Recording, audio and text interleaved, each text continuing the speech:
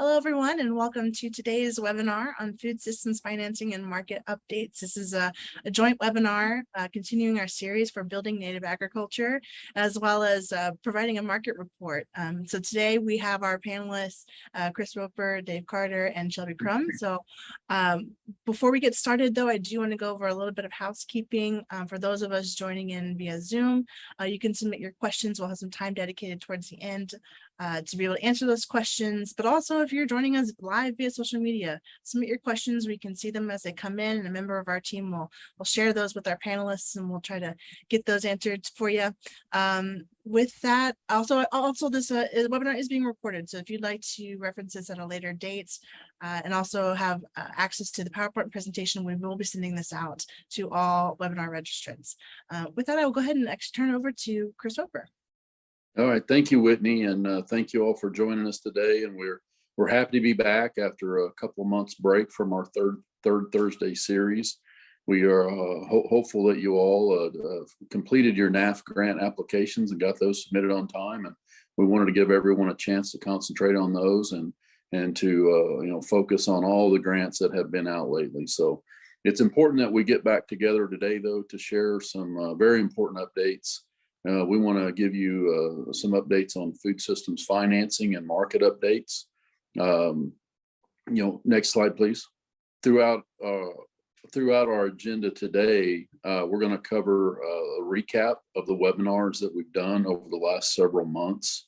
Mr. Dave Carter is going to take over from there and give us a quarterly marketplace update. Of course, lots of things have been changing that he will update you on, but of course, inflation, interest rates, long lead on anything that you're having to order or use in your construction projects. So lots of updates to give you there today. Organic labeling, Dave will be covering that as well, and selling to the USDA. And then Shelby and I will run through some grant recommendations and opportunities that are open right now. Lots of things that ongoing, with the drought, there's drought assistance, there's wildfires if you're in a wildfire affected area, as well as the meat and poultry processing expansion program that's been ongoing for the last several months. So we'll also cover some loan opportunities and options for you. And then lastly, we'll answer some questions. We do have a lot of slides to cover. We'll try to get through them as quickly as possible.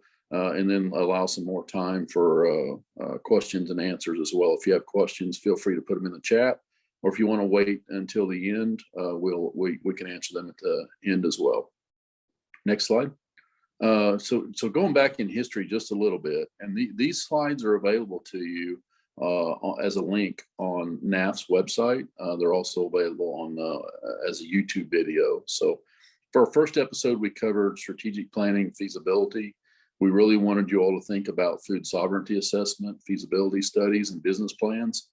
For those of you that are in the grant world and have written many grants here lately, a lot of these USDA programs are requiring feasibility studies and business plans. So you really want to start off with a good plan and understand your business and know where you're selling, what you're producing, all those good things. And then that leads you into the funding opportunities and writing a grant. We had a webinar that covered how to find grants, planning your project, developing your budget. And then, all those things coincide with your business plans and feasibility studies. So since that one, Dave has also done a grant writing webinar as well. So if any of you are looking for tips on grant writing, feel free to reach out. We'll always try to help you get the information you're looking for. Episode 3, we covered standing up infrastructure and trying to help you think about what you might need for your projects that you're looking to develop. So, if you're looking at meat processing or food storage or food distribution or any other project, the tips that we try to share with you are things that you need to think about when you're looking at site selection and when you're planning a facility and all the different things you might need. Next slide. Episode 4, we covered labor and training opportunities. These continue to be opportunities today, but we do see some changes in the market, which we'll cover a little bit later. These were important, obviously, last year as labor was hard to find, and always looking for good training opportunities. So again, reach out. We can help you find these again, and you can always look at these videos that we did earlier in the year and late last year. Episode 5, we had a guest that joined us on that one, and we covered HACCP plans and food safety plans. There are more resources available for that now, as well as more food processing facilities have came online, and obviously more tribes are developing food processing facilities. So these have really been updated recently, and more resources are available to you. Episode 6, we covered using tribal products in retail and vertical integration, how to make the products that you're using inside your own facilities, basically.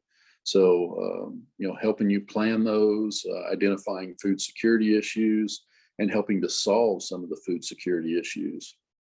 Episode 7, we covered how tribal foods tie into feeding programs, covered some of the benefits of using tribal foods, identified places to use tribal foods, and then identified some of the infrastructure and labor that you would need as you're developing that.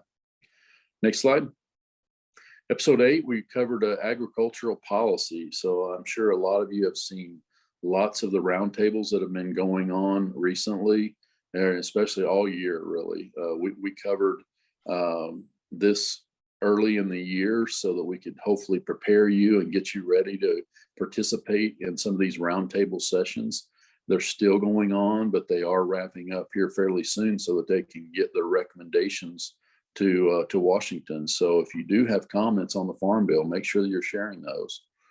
Episode 9, we covered food distribution, storage, and logistics. Again, big issues here. Having facilities available to store food, being able to can food, being able to deliver food. These are all important issues that I hope you all are thinking about and looking at. Episode 10, we covered the regional food models and opportunities. We reviewed Native American Ag Fund's Regional Food Hub model and the publication that is available on NAAF's website. If you haven't reviewed that, please still do. It's still relevant. It's kind of a working model. It's always evolving, but it is kind of a master plan of where we think that we should be going. And please read them, participate in them. If you have comments, please share those as well. We talked about various marketing opportunities. Dave gave us a good update back then. And then again, we try to end up with recent funding opportunities, as we will cover again today. Next slide. With that, I'm going to turn it over to Mr. Dave Carter. A lot of you are familiar with Dave. He's going to provide us with the quarterly market updates, and he's going to cover the next couple sections here, and I'll join you back here toward the end. Dave? All right. Thanks, Chris. I really appreciate it. And just as some background, for about the last year, we've been developing some quarterly market updates for NAAF. It includes online, first of all, sort of a market basket summary, so you can see how different brands are trending and tracking in different products, as particularly native producers are trying to develop some markets for the marketplace. But the quarterly market update really tries to focus in on some trends that may create some challenges or some opportunities as we try and stand up these new food processing projects. So let's go ahead and hit the first slide there. This last quarter, there's just one trend that's really dominating everything, and I think all of us realize it's the trend of inflation. Food prices are up 12% over the last year. We're largest increase in over 40 years. And so, 9 out of 10 consumers right now are really concerned about food prices. And what we're really trying to track is to see is, this is sort of a short-term blip that we're going to get through, or if it's a long-term trend. I know in the last month, we've actually started to see fuel prices slip back a little bit. That's one of the big factors. So, maybe we'll see this moderate. But if it happens as a short-term blip, people will make some temporary adjustments. If it's a long-term trend, people start to make more long-term changes in their habits. So that's what we're keeping an eye on. The other thing is that there's sort of a hidden factor there that the prices are going up more than you might see on the grocery store shelf. And that's because of what they're calling shrinkflation. You're looking at brands all across the board that are, that are reducing their size of their products. I just included a few of them there, like Chobani, the Flips yogurt, are now through 4.5 rather than 5.3. Folgers coffee canisters are 43.5 compared to 51. Just about an hour ago, I was reading a report that, this is happening in the restaurant area as well, that restaurants are getting more and more complaints because people are getting smaller portion size.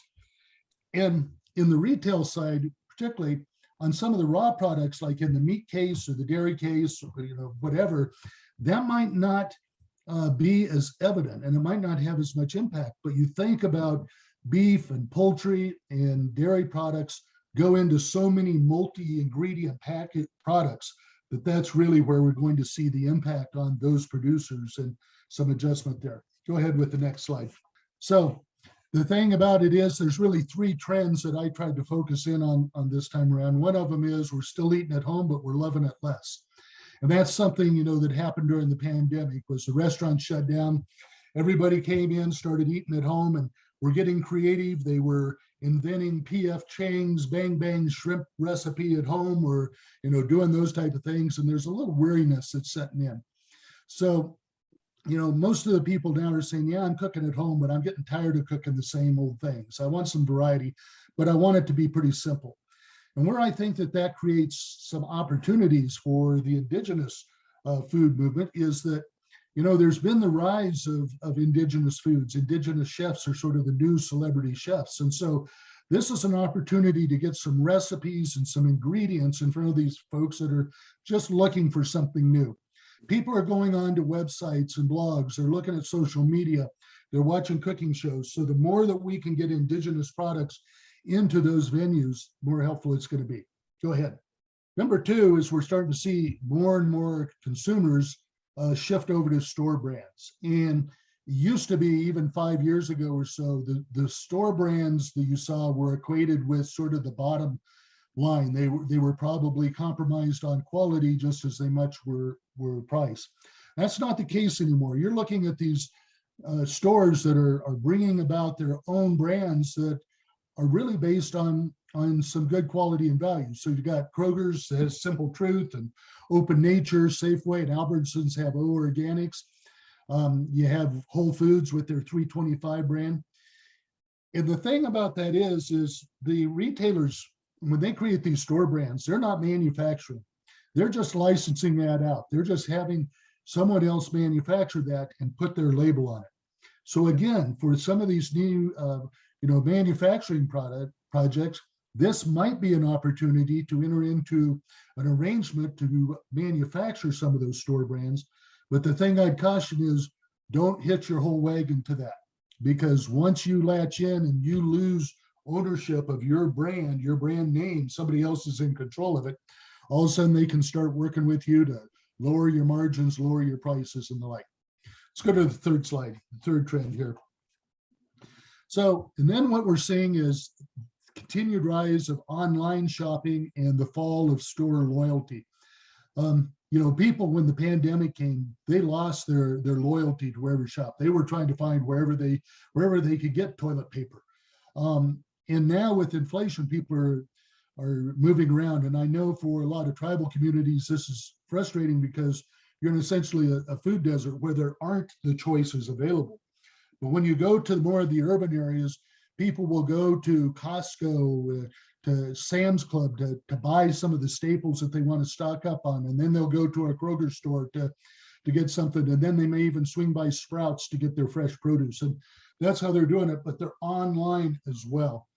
And so I think what we want to do is really monitor the growth of online shopping, because that's an opportunity for us to get some of our products and brands into the marketplace, into the consumer's house, without having to go through a lot of the distribution, warehousing, and retail logistics. So those are really the three things that I've seen rising up over the last quarter. Let's go to the next slide. So The other thing that we're seeing more and more of, and it'll be interesting to see how inflation disrupts this, but more and more third-party audited labels are rising.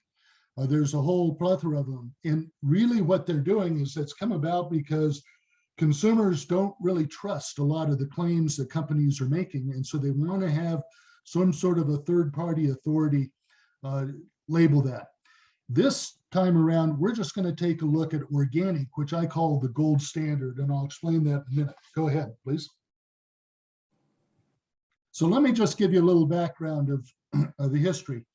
Organic really started off in the 60s. It was sort of the Birkenstock back to the land movement, a few hippies out there trying to produce some stuff. But then all of a sudden, when the farm crisis came along, a lot of conventional farmers noticed, well, wait a second, these organic producers are actually making money and we're not. And so you started to see some conventional producers shift over to organic. But you also started to see some companies that said, well, the best way to make money is just call it organic and produce it conventionally. And so what you had was a number of certification agencies, state departments of agriculture that began to set up standards. And finally, by the late 80s, the organic community went to Congress and said, we need to have national standards. It's one of the first times that farmers ever went to Washington and said, we need more regulation. But what happened was then Congress included the Organic Food Production Act into the 1990 Farm Bill. They set about a process of developing organic standards. They said it was going to take 3 years. It took 12 years to finally get them done. But the standards were finalized in October of 2002. And as a part of the process, one of the important things is that they also created the National Organic Standards Board, which has two purposes. Number one, this citizen organized board advises the Secretary of Agriculture in actually developing the regulations. But the NOSB is the gatekeeper over what we call the national list, which is the list of materials that can be used or are prohibited from being used in organic production and handling. Next slide, please. So we're seeing continued year-over-year growth of organic produce. People are organic food. People are connecting what they're eating with their own personal health, but also the health of the earth. And organic has that halo. Produce and dairy has traditionally been the leader in the growth, but in the last couple of years, we're really starting to see organic meat and poultry sales increase. Go ahead, next slide. So here's some things, if you're thinking about this process, it's important to understand that USDA does not certify organic products.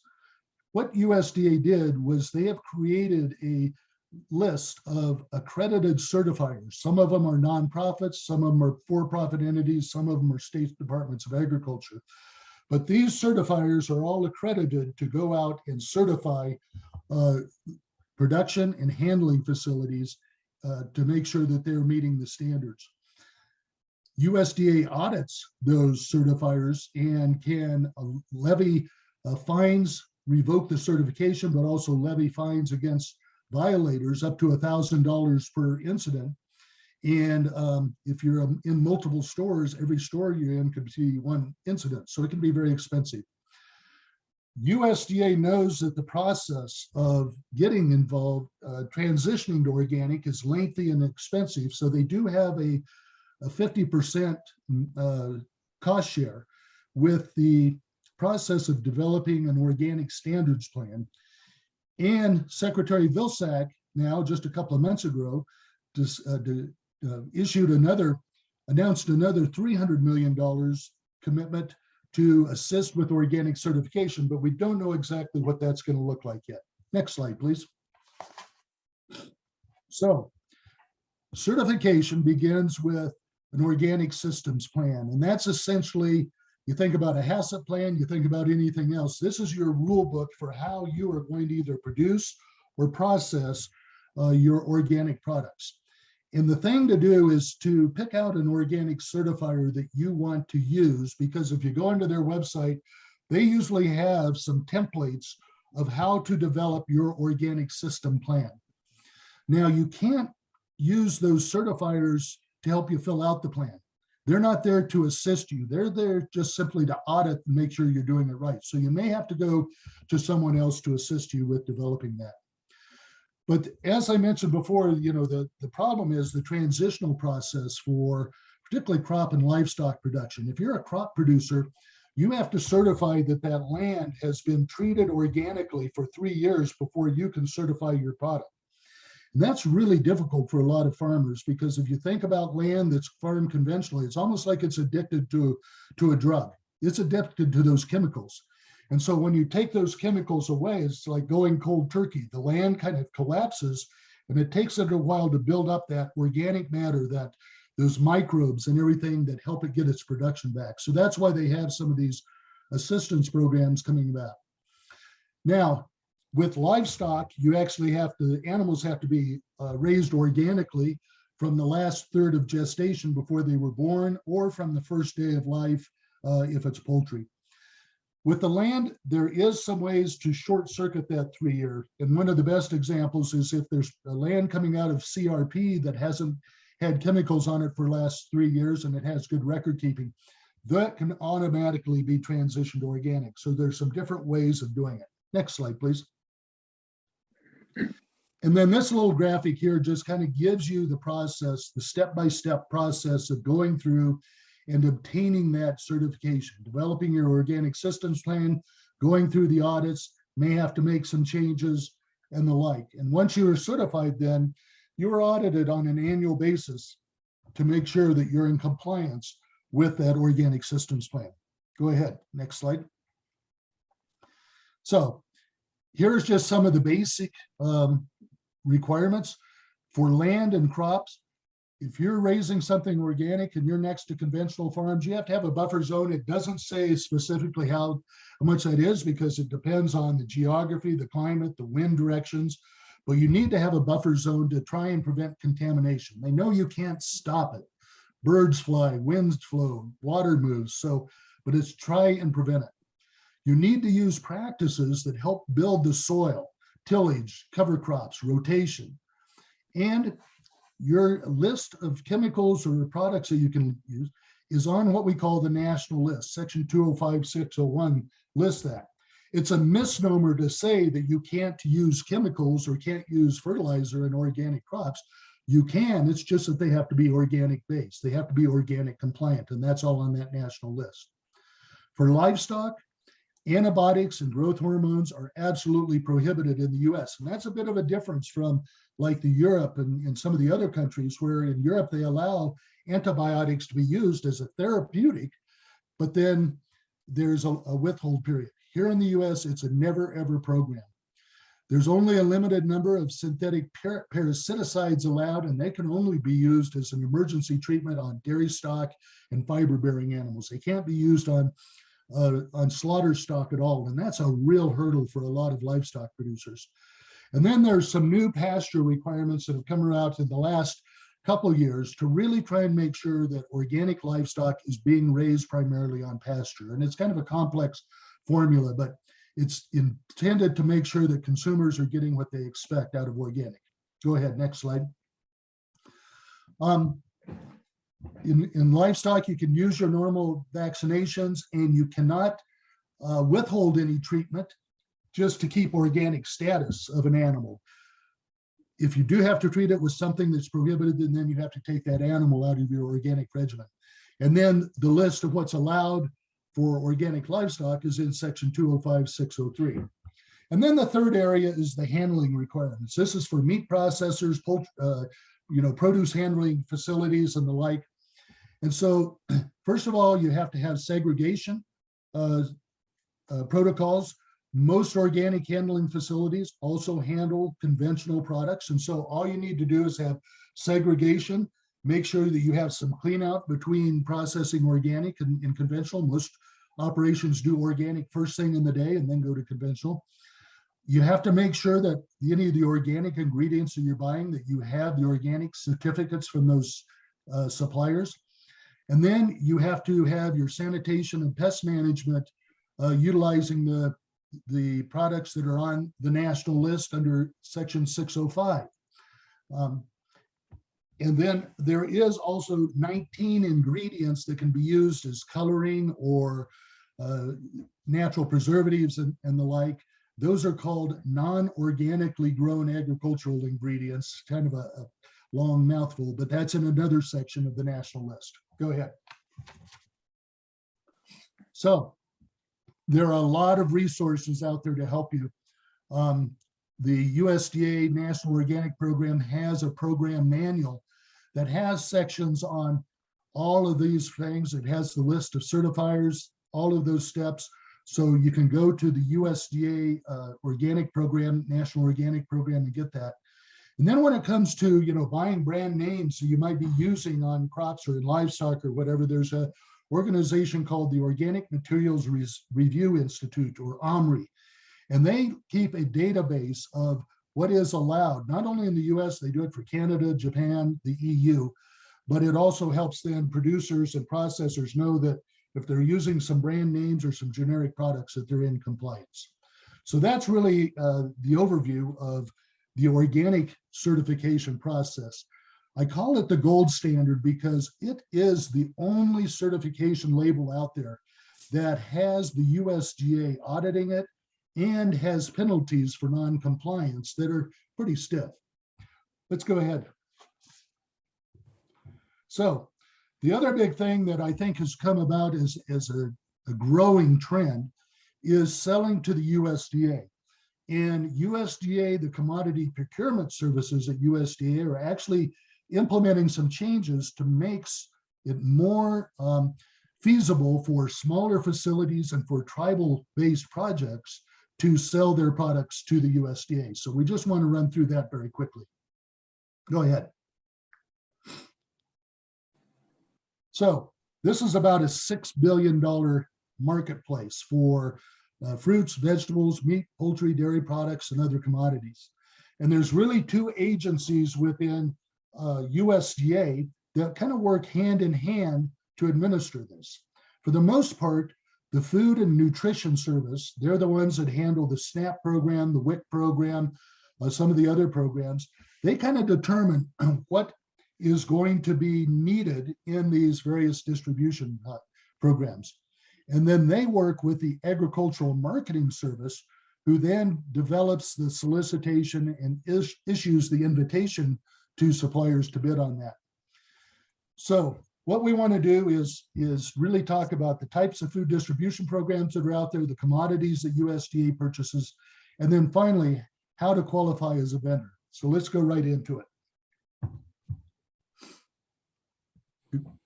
So there's a whole list of programs. There's the school breakfast, the school lunch, and the summer food service program. And these are assisted, these are in schools nationwide. They provide nutritional meals to kids. And there are the two levels for either a reduced cost lunch or a free lunch, depending on the income levels of the participants and how they rank on the poverty scale. But what happens is the school districts and independent schools receive cash subsidies, and they receive USDA foods for each reimbursable meal they serve. And so it's kind of a combination of that. And the foods available on there there's a separate list. It's called the Foods Available List. It's through the Food and Nutrition Service. And I don't think we have the list of that on this slideshow, but you can go in there and see. And it depends for the different programs, particularly for things like school lunch and FDIPR or different foods. Then there's the child food and the adult care food program. That's for our elder care or for our for the Head Start programs and those type of programs. And again, institutions receive reimbursement for serving the meals and snacks that meet the nutritional guidelines to either the young kids or to the elders. And they can claim reimbursement for up to 2 meals and 1 snack every day. Go ahead. FDIPR, food distribution on Indian reservations, I think most folks are familiar with. This is one where it provides foods to income eligible households living on Indian reservations and to Native American households in designated areas near reservations. And again, this is a separate foods available list than the one that's used for the school lunch program. And it gives you some of the nutritional. That's usually 85% lean ground beef or roast. Pork products are limited to boneless pork loin chops. So you have to go through there and see exactly what they're wanting to buy. Again, if you bring up this recording, you can click on there and it'll go to the foods available list. Go ahead. Now, I was going to say on the FDIPR program before I left that too is, it's been challenging in the past because for so many areas, tribes now are producing products that could go into FDIPR, but USDA just provides those commodities for free. So it's kind of hard to compete against free. Unfortunately, USDA is putting together some programs that are in place right now on a trial basis on pilot projects so that the tribes and tribal processing projects can be the vendors for those foods that come back through FDIPR. There's the Commodity Supplemental Food Program. This is for low-income senior citizens, and it has a separate foods available list there. And then there's the TFAP program, the Temporary Emergency Food Program. That's the one that most of the food boxes were put together through during the COVID pandemic. And it helps supplement the diets of low-income Americans by providing them with foods during emergency. So if something happens like a pandemic or a hurricane or something like that, that's where TFAP comes in. And that too has its foods available lists. So it's good to go through all of those lists and see, are we producing, are we processing any of the types of commodities that could go to USDA? Go ahead, next slide. So the first thing to do is determine if your business is capable of supplying the federal food distribution programs. One of the things that's important to remember is they generally buy products in truckload quantities. So, you got to be in a position to produce about 40,000 pounds of product, or at least hold that until you can get 40,000 pounds of product at a time. They have some really stringent food safety provisions in there. And so, one of the things I know has been a challenge in my background in the bison business is that if you produce that product, you have to have that down to 0 degrees Fahrenheit within 72 hours. Now, USDA worked with us to say that's 72 hours from being placed in a freezer, not 72 hours from being produced. So that's a little helpful, but it might require that you have access to a blast freezer, either one in your facility or one at a cold storage facility. And you really need to know that you're going to have that availability before you start to put together a proposal. And then there are just a few select facilities that USDA uses to do the food safety testing. There's 5 of them for poultry. There's a smaller number even for beef. And so if you're producing a product, you've got to take those samples and you have to ship it off to have them do the testing on the micros. And you have to hold that product there until those test results come back. And that requires that you have the ability to hold that product for 3 or 4 days. But it also has the need that perhaps if something does get rejected, that you have the ability to do something else with it, that you can turn it into a cooked value-added product or something else. So that all needs to be part of the decision tree that you go through. And then here we have the commodity procurement qualification requirements checklist. You have to be in their system award management, their SAM system. You have to get signed up for their web-based supply chain management registration. You have to have letters certifying your capability to perform, letters of reference, and you have to be able to provide some audited financial statements. Go ahead, next slide. So once you're signed up, you'll get notifications of solicitations for whatever products that you're trying to provide to USDA.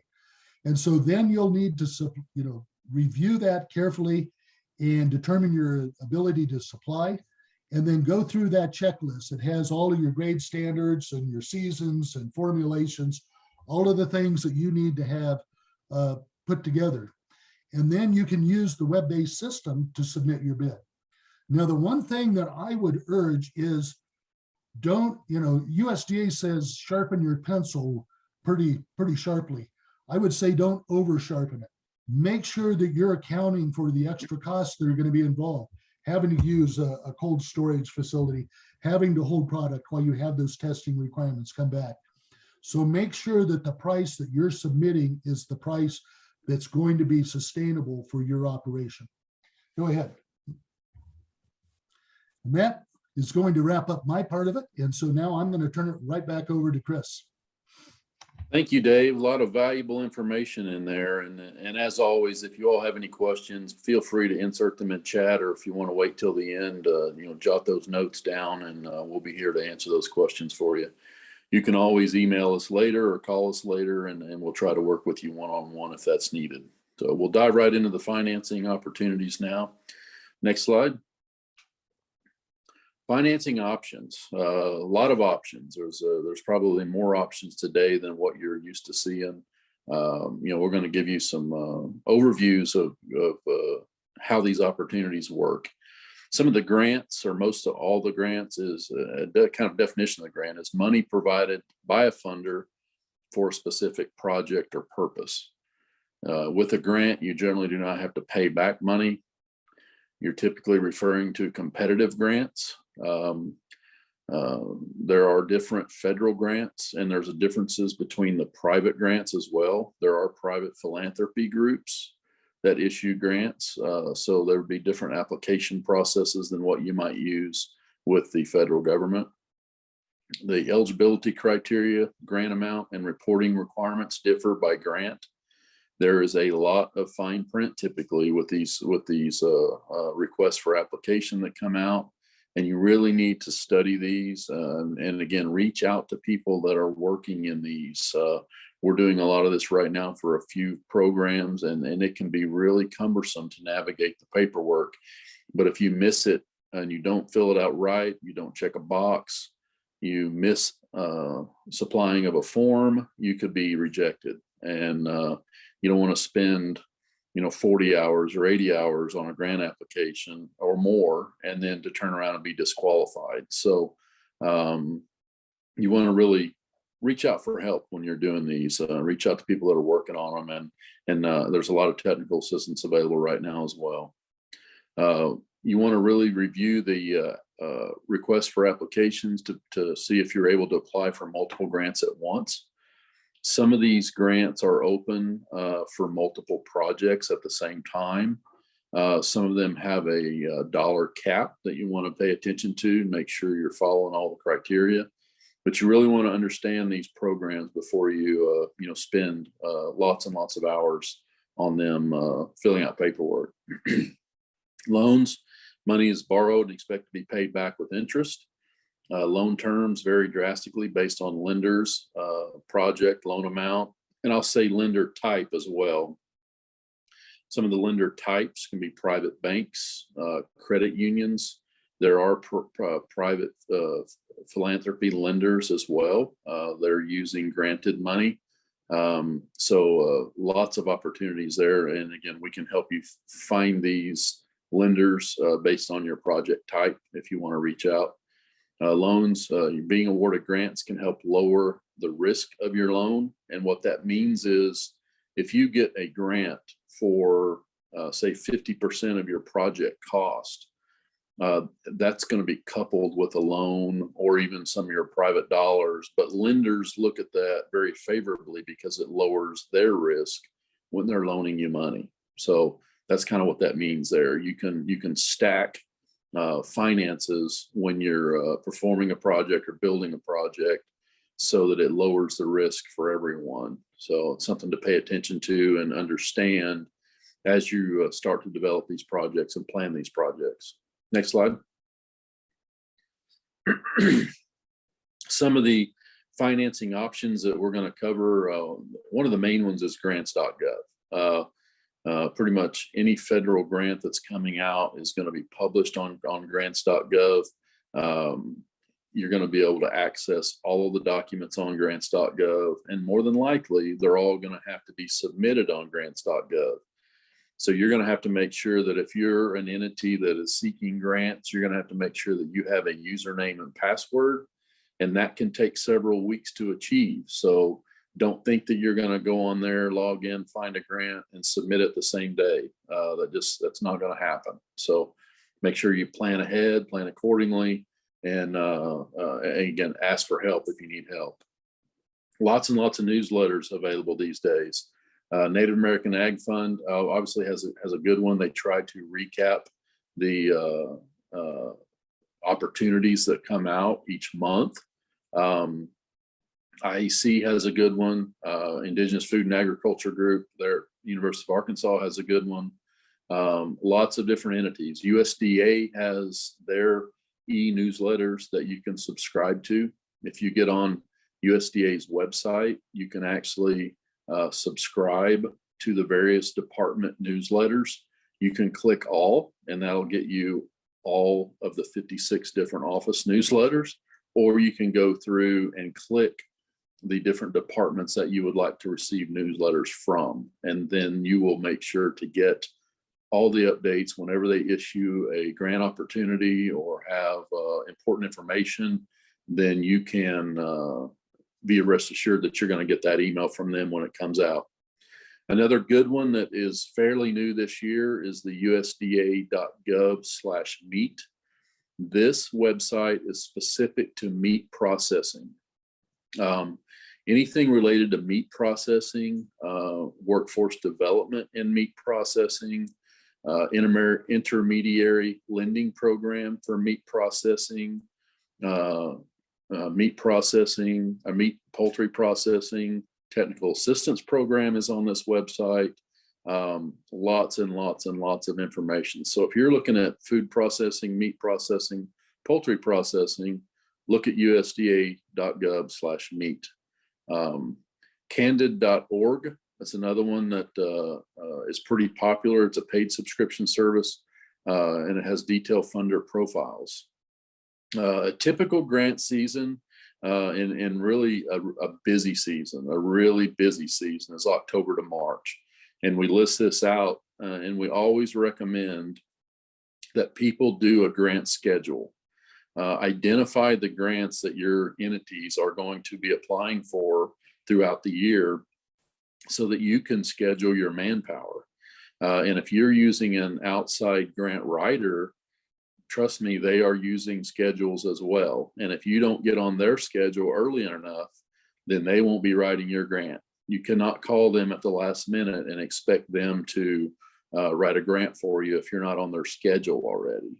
If you have internal grant writers, that's excellent. But again, make sure you get these grants on their schedule so that you can make sure and get them completed in time. A lot of these grants are known to come out at specific times, and they have criteria that are pre-developed so that you know what you're going to have to submit, or at least roughly know what you're going to have to submit. So you can be working on some of this upfront data and information gathering before the grant actually opens, and you can be ready to submit it faster. When these grants open, you're only going to have a 30 to 60 day window typically to get the grants written and get them submitted. So the more work you can do up front, the better off you're going to be and the more successful you're going to be. Next slide. Read the request for applications thoroughly. I've said that already, and then read it again, and then read it again, and then ask somebody else to read it and get their opinion. So these things are very difficult. They can be hundreds of pages, but you have to make sure you're complying with the RFA. If you don't, you can be disqualified. Again, if you miss checking a box, you can be disqualified. Very important to understand the RFA. And again, look at the previous year's RFA if the grant's not open yet, so that you can understand what they've done in the past. And then when the new one comes out, you can read that one to see if it's the same, or maybe they've made some changes. There obviously, even today, there's been several webinars on specific grants. There's typically a webinar that the government does when they're issuing an RFA or shortly after it's issued. that you can get on that webinar, listen to the explanations that they give for the program, and then ask questions. And it will also give you some contacts to ask for help as you're going through the process. So make sure and participate in the webinars that are going on with these requests for applications. Check the eligibility criteria. You will more than likely have to register for a SAM number. And something new as of this spring was a unique entity identifier for federal grants. That has replaced the D&B number that you used to have to get. But in order to get the SAM number, again, this could take several weeks. So make sure you start early and plan ahead to get that number before it's busy. So just understand that grants.gov and SAMs both take time to get. And if you wait till the last minute, you might be stacked up with everyone else waiting to get a number right before your grant is due. So don't wait till the last minute on those. Understand requirements. Matches are very important. You know, if you're going to have to come up with a cash match, or maybe it's an in-kind match, you need to understand where that money is going to come from.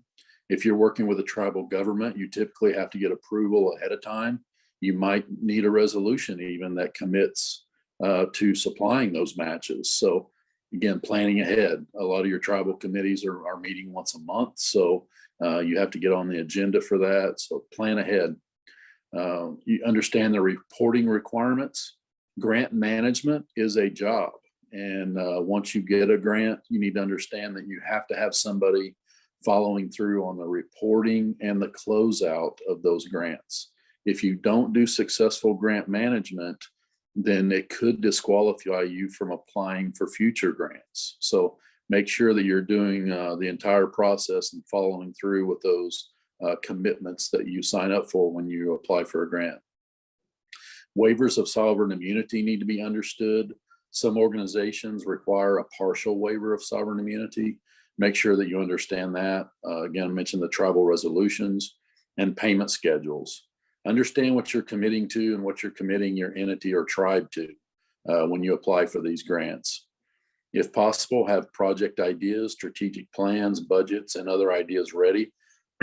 We like to say that have some projects that are on the shelf and shovel ready. If you have plans, budgets, schematics, you know, lots of breakdowns, even equipment schedules, have these things ready so that when the grants come out, you are ready to submit these grants. And it's just down to actually filling out the paperwork and inserting these documents where it's needed. So a resource for this is our episode 1 on funding opportunities and grant writing. So there are resources available. And again, if you can't find them, reach out, we'll help you find them. Next slide. Rural development. There's really some good opportunities through rural development. I mentioned a couple earlier, but right now there's a food supply chain guaranteed loan program that's available. You work with a lot of the typical banks that you might be working with already, participate with USDA loan programs and guarantee programs, but they are guaranteeing loans up to $40 million for qualified lenders to finance food system projects, specifically for startup or expansion activities in the middle of the food supply chain. So these food processing facilities are really what a lot of these lenders are looking at. Eligibility refers to lenders, including banks, credit unions, CDFIs, various loan funds, and others. Must be approved under the 1RD Guarantee Loan Initiative.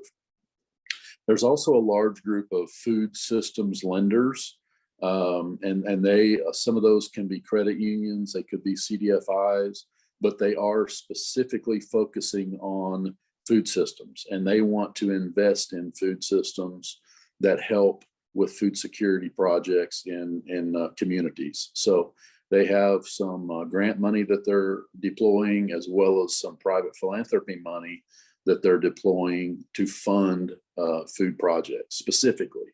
So they really care about these food projects and want to be a part of the solution in these communities that are fighting with food security. The meat and poultry intermediary lending program. I know it's easy to say, but that closes July 25th, so coming up pretty quick. Private nonprofit corporations, public agencies, tribes, and cooperatives that finance or plan to finance the startup, expansion, or operation of meat and poultry processing are eligible to apply. So typically, institutions that are already lending money or are set up to lend money are the ones that would be applying for this. But one thing that we really try to strive and push to, your projects can follow these funds to see who is getting granted these funds. If there are entities that are granted these funds in your area, then we encourage you to try to work with them, at least keep the conversations going and see if they can fund your project. So it's important to follow the money, see where the money gets granted, and then see if they can help your project. Another very important program that came out this year was the Meat and Poultry Processing Expansion Program. We've worked through round one already, and the grants have been submitted for round one. We are waiting for round two to come out. We have not heard a firm date on when the guidelines and the RFA will be open for MPEP round two. If you're a group that applied for MPEP round one, they have sent out the disqualification letters on that already. So if you did not get one of those, then good for you, you're under review. So, and the same goes for the MPERD program that was sent out through AMS. The MPERD program has also sent out their disqualification letters for that round two of MPERD funding. So if you did not get a disqualification letter, then your grant is being reviewed. So good luck to you all if you did do that. Next slide. NIFA has some really good programs right now. They actually had a webinar earlier today on workforce development for meat processing. We will try to always share with you those webinars as well. But NIFA currently has some tribal college education equity grants. They're designed to help build tribal education capacity in food and agriculture, specifically for Native Alaskan American Indian students. Now, the priorities include culturally relevant curricula design and materials development, culturally responsible faculty development and teacher preparation, and more. AFRI has the Education and Workforce Development Program. It's focusing on developing this next generation of research, education, and extension professionals in the food and ag sciences. It supports professional development opportunities for educators, non-formal education for youth, fellowships, and more. Next slide. And that last slide didn't really hit probably well enough on the workforce development. The meat processing workforce development program is open through NIFA right now, and it'll be due on September 22nd. There was just a webinar done on that today, and we will get that posted and shared with everybody. But that is a very, very good program. It's up to $650,000. Each community college, technical school, university that's interested either in expanding their meat processing training or starting the training programs, you can apply for up to 2 projects with that program. And again, it's some good money, no match required on that. But again, it closes on September 22nd, 5 o'clock. With Farm Service Agency, we've had some good updates with them as well, and we felt it very important to cover some of those. The Farm Storage Facility Loan Program is a very, very broad program. It provides low interest financing so producers can build or upgrade facilities to store commodities. The loan terms vary from 3 years to 12 years. And you can build barns, you could build silos, you can build coolers, freezers. You can have trucks that distribute feed or move commodity products. The maximum loan amount for storage facilities is $500,000 and $100,000 for storage and handling trucks. There's also a micro loan program that goes up to $50,000. So That's a quick application process to go up to 50,000. But if you need something bigger, always look at those larger amounts for your bigger projects. Disaster assistance programs. These are extremely important right now. If you're in an area where there's drought or wildfire, you've had disasters that have affected your livestock. Maybe you've had fields burn up or fencing destroyed. That's where these disaster assistance programs come into play. And you can work with your local FSA office to make sure that you can participate in these programs. It's very important also. We had an update with FSA yesterday, and FSA needs to make sure they have all of the proper contacts for tribes. If you don't know who the contact is for your tribe, please reach out to the Farm Service Agency office. And if you're supposed to be the contact, make sure they have that. They also typically have to have a signatory authority on file. They can also help you get your tribal properties in a farm number. And you need that farm number to be able to participate in these programs. And that also helps you participate in the NRCS programs. But if you're looking at the LFP, that's a livestock emergency assistance program. You have the livestock indemnity programs. You have ELAP programs. There's just a ton of programs. You can work with your local office to see if you qualify. But if you have losses, please reach out to your FSA office, and they can help you through that. There's lots of farm loan programs, and those include farm operating loan programs, not just purchases. But there's several different programs, even for first-time buyers. So look at those. There's crop insurance and crop loss programs, and again, farm land damage programs that I mentioned earlier. Something that is really probably not being used as much as it should is the heirs property relending program. If you are part of an heirs property and there are issues in clearing up the titles, there is some money available through Farm Service Agency to help you get through those issues. Which happens so many times on tribal land. So just keep in mind there's help available. And if you need assistance, please feel free to reach out. Next slide.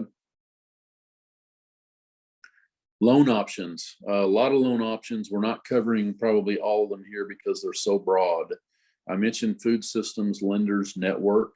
There will literally be hundreds and hundreds and hundreds of lenders in this network, depending on what region you're located in. And that goes the same for private lending institutions as in local banks. Literally hundreds and hundreds of local banks available.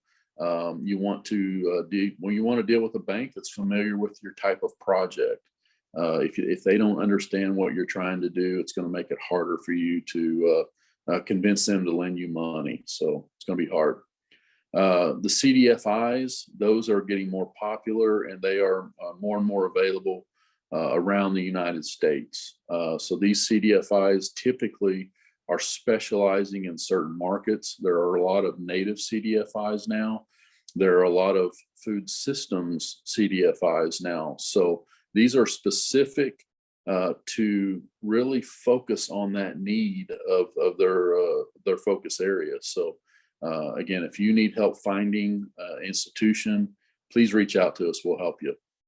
Farm credit is again a viable option. Been around for years and years. American Ag Credit and Ag America Lending are a couple other locations that you can look. But if you're looking to develop a project and looking for financing, please reach out to us and we'll try to help you at least get you several options of groups to talk to. Next slide. Okay, here's our contact information. Take a shot of this, screenshot it. Again, these are our private emails and cell phone numbers. We are available to you all the time. So if you have a project you need assistance with, if you need or looking for something particular, just let us know. We'll help you find it. We're all working on technical assistance and outreach projects every day, and we are working with USDA on a few of these. So reach out, and again, if anyone has any questions, please let us know. Next slide. I think that's the last one. And Yes, I think it might be our last one here. all right. yeah. This was a long webinar, and we appreciate you all hanging in with us. Yes, we appreciate you all. If you have any questions here, we have a couple minutes if you want to answer any questions that come in. But I just want to also share a reminder with everyone that this will be recorded, and you can reference it on the NAAF website at a later date, as well as the PowerPoint presentation and a more detailed report from Dave's portion about the market update. So we'll have that all on the NAAF website. You can access that there under our resources tab. And also we'll share it out via email as well to our webinar registrants. But with that, I don't know if we have any other questions coming in. Any final closing thoughts from any of our panelists today? We appreciate everybody's time, and thank you all for joining us. And we kind of gave the whole load of hate today. So a lot of stuff. Yep. A lot of updates. Please reach out to us again if you them directly, or if you have further questions that come up later. Also, feel free to reach out to our NAAF team as well, and we'll connect you with our panelists here today. And we appreciate your time and appreciate the great information that you've shared. And we hope everyone has a great rest of your day. Take care. Thank you. Thank you.